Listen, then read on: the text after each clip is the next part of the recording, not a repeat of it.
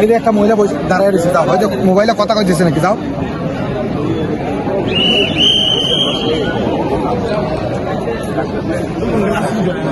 হ্যাঁ হ্যাঁ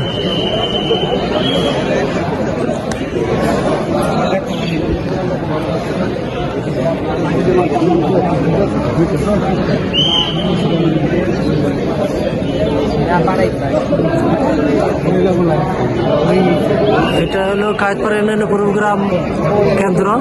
এখানে ভাই আপনার নাম কি? আমার নাম মোহাম্মদ লিটন। আচ্ছা, আজকে তো ভোট দিচ্ছেন, আপনার তো কোনো ভয়ভীতি আছে?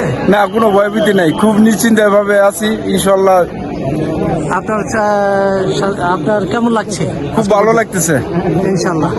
ভাইয়ের নাম? মুক্তার হোসেন।